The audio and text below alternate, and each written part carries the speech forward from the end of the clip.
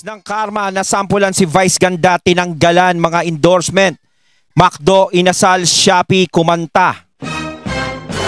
Ayan, syempre itong balitang ating matutunghayan ngayon ay nagmula kay Pinas News Insider. At syempre, ito po ang inyong lingkod na si BT na magbibigay ng reaksyon at komento dito sa video na ating matutunghayan ngayon. At huwag na natin pagtagalin at sabay-sabay na natin panoorin ang laman ng video na hatid sa atin ni Pinas News Insider at bibigyan natin ng reaksyon ang balitang ito.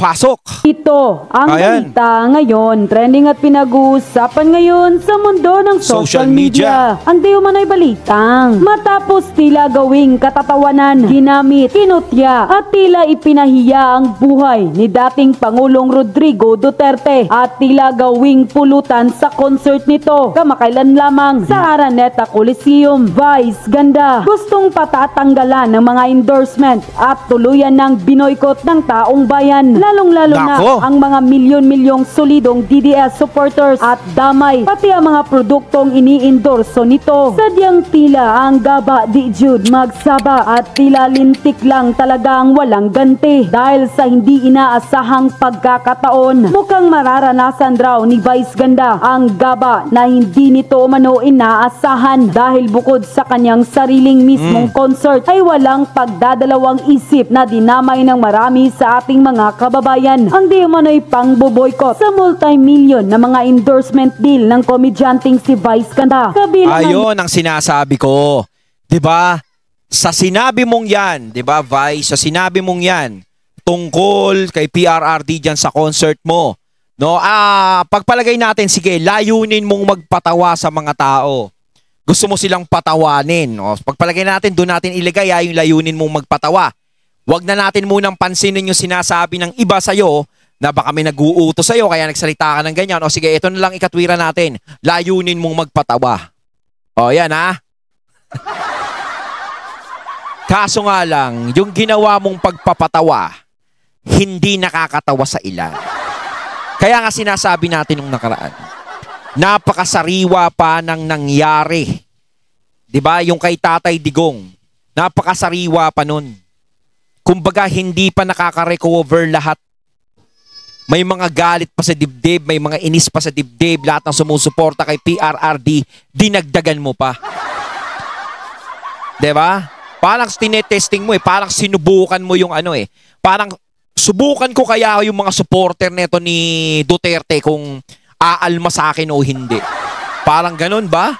Parang tignan ko nga kung gaano kadami yung maiinis sa akin. So, hindi mo expect na ganito kadami yung naiinis sa'yo. Na halos hindi na matapos-tapos ang issue na yan sa'yo. 'Di ba? Hindi mo naman pwede kasing sabihin na para yun lang naman ang sinabi ko. 'Di ba? Part of joke lang yun. Hindi mo pwedeng sabihin part of joke dahil napakaseryosong biro nun. Napakaseryosong joke yun kung yun ang gagawin mong joke. 'Di ba? May pinagdadaanan pa lahat ng mga taong nakasuporta kay PRRD. 'Di ba? Lalong-lalo na ang pamilya ng mga Duterte ay meron pang pinagdadaanan. Tapos dinadagdagan mo pa. 'Di ba? Yang Portosino ng CDO, Shopee Philippines, McDonald's at maging ang sariling cosmetic line ng komedyante na Vice Cosmetics. Gano kaya katotoo ang mainit na balitang ito mga kababayan? Naku, ang dami din nating nadidinig na ganyan na lahat daw ng ini-endorse ni Vice ay hindi na daw nila parang susuportahan. No? Ako, Shopee, lagi ako, kadarating nga lang na Shopee ko kanina. Sinasabi ko naman siguro, yung sinasabi nila na wag na natin suportahan yung Shopee, wag na natin suportahan yung McDonald's. 'Di ba? Wag na, para sa akin kasi parang wag na natin idama yung McDonald's, wag na natin idama yung Shopee, CDO kasi wala naman silang kinalaman sa pinaggagawa nitong tao na to. Siguro kahit naman sila sa nangyayari ngayon, alam naman siguro sa sarili nila ng CDO, ng Shopee, ng McDonald's, etc. kung ano man yung ini-endorso niya, alam naman siguro nila ang gagawing action diyan sa ginawa ni Vice. Lalong-lalo na syempre may mga produkto sila Kailangan ng produkto nila ay tangkilikin ng tao. So kung ang endorser ay kinagagalitan ng tao, kinaiinisan ng tao, syempre alam na nila kung ano ang dapat nilang maging desisyon doon sa endorser nila. Kung ano ba dapat, kung papalitan ba yan, o pahinga ka muna, dyan ka muna. Sayang yung ano, di ba? Alam ko kapag endorser ka ng mga produkto, di ba, may libre ka dyan, parang ganun. Parang ganun ba yun, mga katunay? Na parang kung pumunta ka ng McDonald's, di ba, pumunta ka ng McDonald's, parang ganun ba yun? Sky's the limit pag kumain ka, parang ganun? Or may... hindi ko kasi alam yung mga ganyan, pero may nagsasabi sa akin, ganun daw. Oh, pero hindi natin alam. Marami pa naman pwedeng maging endorser ng McDonald's diyan. Bakit di nyo na lang ako kunin? Pwede ako maging endorser ng McDonald's. Oh. Pag sinabi nyong libre ka, baka sarado pa lang yung McDonald's, nandudo na ako sa entrance. Oh. Pag sinabi, sir, ikaw yung endorser? Yes, ako yung endorser. Oh, ano po ang o-orderin nyo? Aba, 20 chicken sandwich, 50 spaghetti. Sabi siguro ng management ng McDonald's lang yan na to. May endorser nga tayo, maghihirap naman tayo.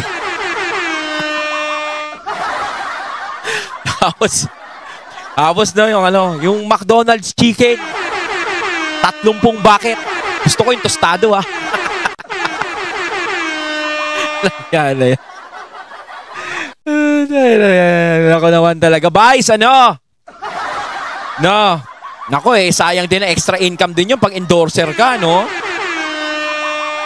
Ting alamin. Pero bago ang lahat, kung bago ka pa lamang sa aming channel, please huwag kalimutang mag-like, subscribe at i-click ang notification bell para mas maging updated ka pa lalo sa lahat pa ng bagong video na i-upload namin. At ito na nga mga kababayan, mula sa pag-unfollow sa kanyang official Facebook page kung saan wala pa raw umanoong isang araw ay higit sa 1 milyon na ang nag-unfollow sa komedyanteng si Vice. Montakin mo? 20 million, naging 19 million. Diyan pa lang, ramdam mo na eh. Ramdam mo na yung sumusuporta sa mga Duterte. Oh, diba? Kasi kung hindi ganun kalakas ang impact ng mga Duterte, yung 20 million mo siguro hindi masyadong maaapektuhan yan. Pero epektong-epekto na yun, yung 1 milyon na nawala sa followers mo, malaking bagay na yun. Diba? 20 million, naging 19 million na lang. Ay, nako. Ganda, tila tinutuo ng taong bayan ang... Si Vice kasi hindi ka naniniwala sa Duterte power eh. Dapat naniniwala ka sa Duterte power eh. Tinding pangbuboykot sa mga produktong iniindorso ng komedyanteng si Vice Ganda dahil hindi lang solidong taga Mindanao kundi lahat ng mga solidong sumusuporta sa dating Pangulong Duterte ay matinding pangbuboykot sa mga produktong iniindorso ng komedyante. Tila karma na raw ang umahagupit sa komedyante dahil hindi na umano raw tama ang pamamahiya, pangkukutya at panlalait at tila pangbabastos nito sa dating Pangulo ng Pilipinas na Tsaka isa pa yung bagay na hindi niya ginawa. Hindi siya humingi ng apology. Di ba parang ano pa ata, parang ayaw niya pa atang humingi ng apology. Alam mo Vice, no?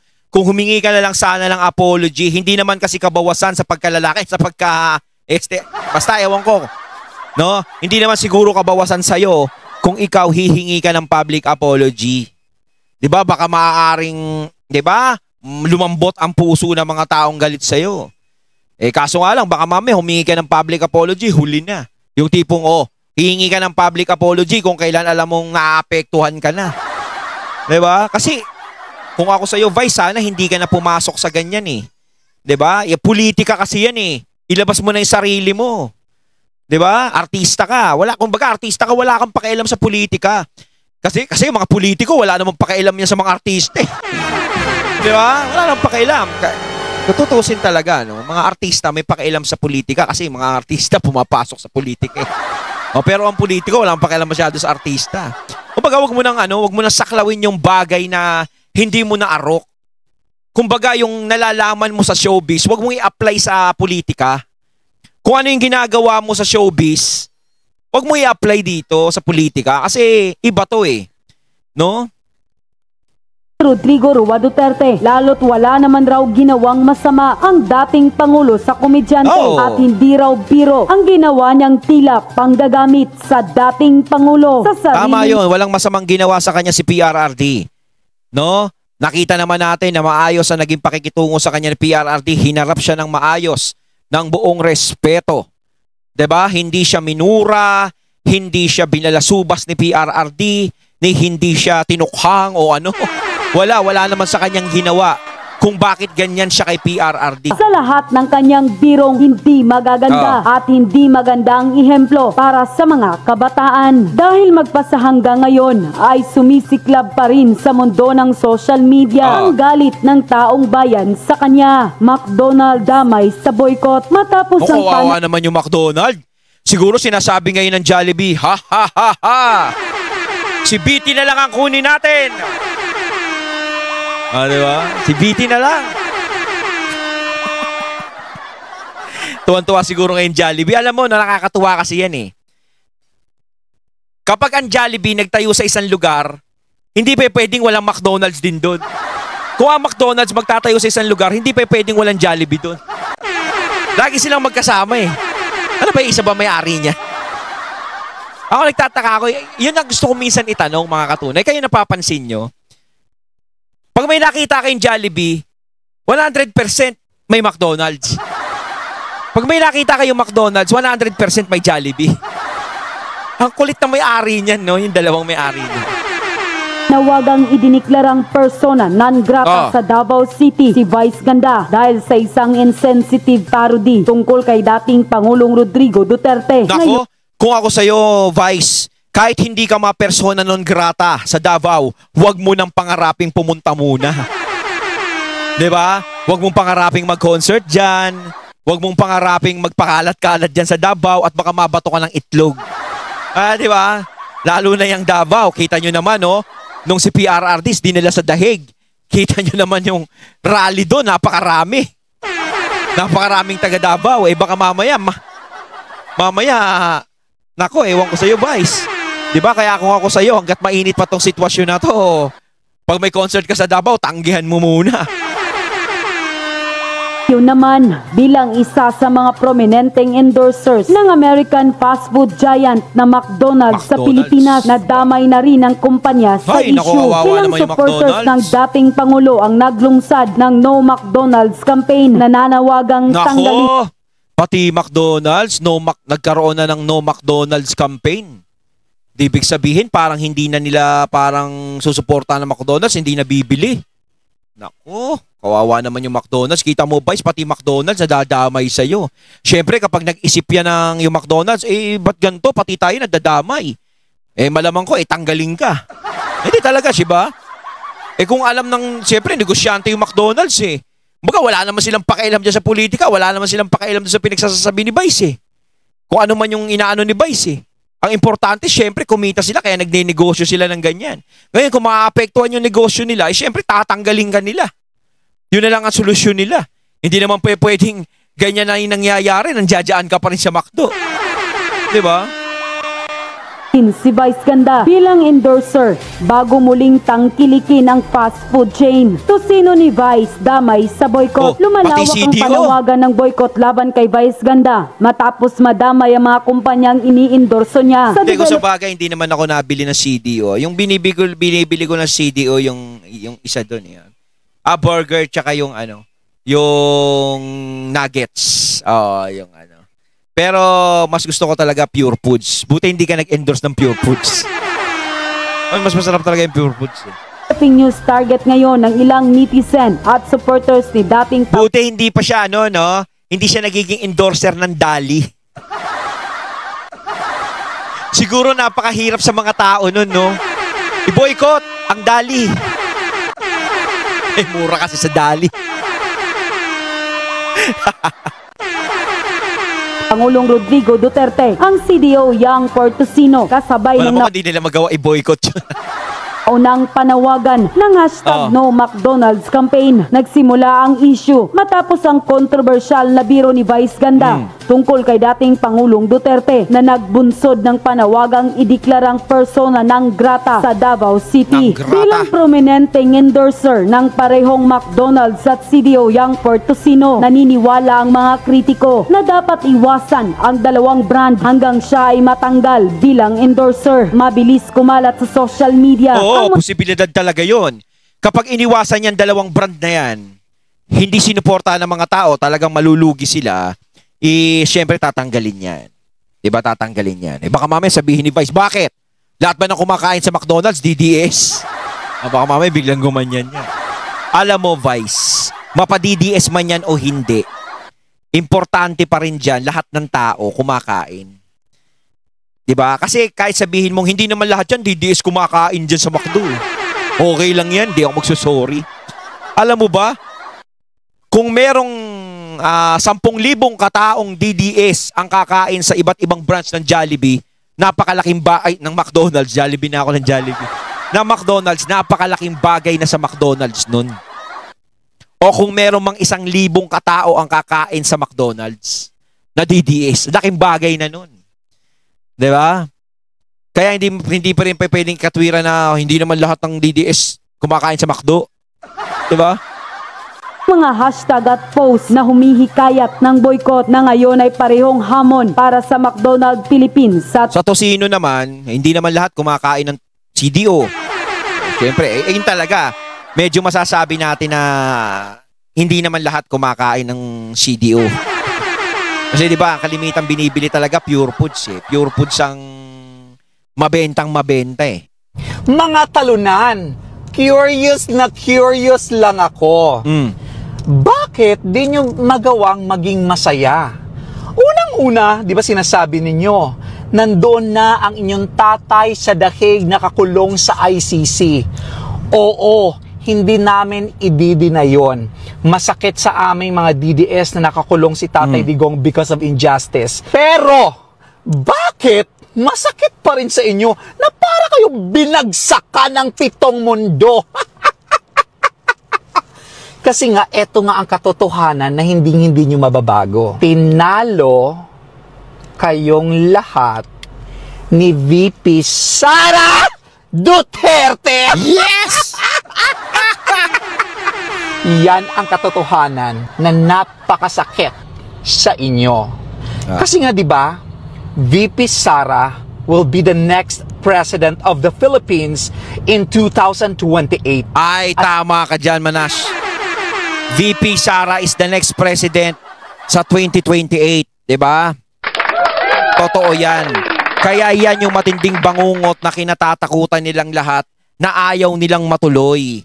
Kasi kung tutuusin, wala naman talaga silang wala naman talagang magiging kalaban si VP Sara. Kung meron mang kalaban, wala yun, panablala lang yun. Masasabihin ng iba na naman, parang napaka-kumpiyansa mo naman na si Sara Duterte lang ang mananalo. Titignan na lang natin. 'Di ba? Ngayon, kung kumpiyansa kayo na matatalo si VP Sara, no? Kung yung mga nagsasabi ng ganyan, bakit hinaharang si VP Sara? Bakit pinipigilan siyang tumakbo? Kasi hindi naman natin pwedeng sabihin yung mga kinakaso kay VP Sara, kaso niya talaga yun eh. 'Di ba? Meron pang mas higit, 'di ba? Meron pang mas higit na yung tungkol sa ibinibintang niya sa kanya. Meron pang mas higit na may kasalanan sa mga ganun, pero hindi naman nila inaano, si VP Sara lang. Alam mo ba yung dapat naming tignang butas? 'Di ba? Kaya ginaganyan si Sara Duterte. Hindi na yan mababago. Dahil dyan, sakit na sakit kayo. Kaya next time, before kayo lumaban, magpakatatag kayo. Yes. Tuturuan ko kayo kung anong sikreto. Eto lang.